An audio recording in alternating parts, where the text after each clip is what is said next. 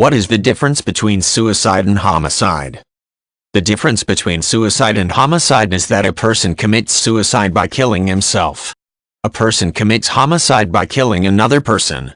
The law treats these acts the same in terms of making the acts unlawful. To do this, the law creates numerous classifications of homicide, because the circumstances surrounding the act of homicide may require different levels of punishment, or no punishment at all.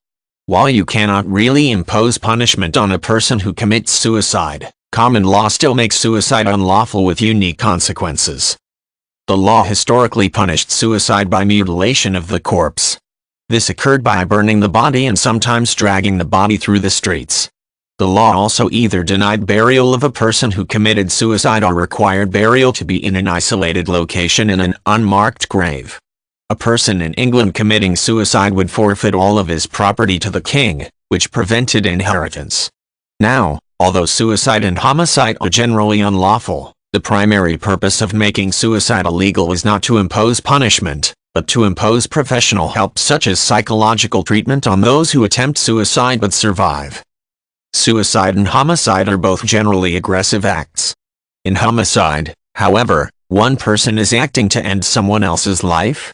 Accordingly, the law will punish a person who commits homicide when the circumstances require punishment.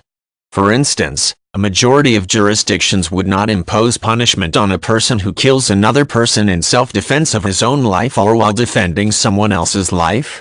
In contrast, if a person is trying to rob a bank and kills a bank teller, then the law will punish the bank robber for committing homicide.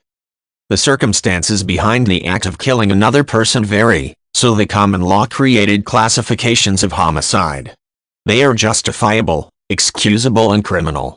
Justifiable homicide means the law authorizes a person to kill in the circumstances presented. Excusable homicide means there is a legal defense to the act of killing, and criminal homicide means the killing is unlawful.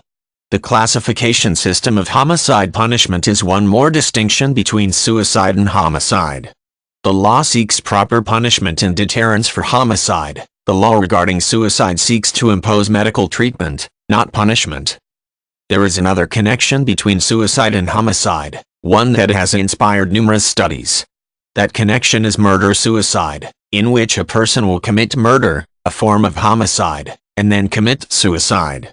According to a 2012 study by the Violence Policy Center, murder-suicide mostly occurs at the home, between people who have an intimate relationship, and children are often witnesses or victims. Statistics show that the perpetrator of the murder-suicide is usually a male.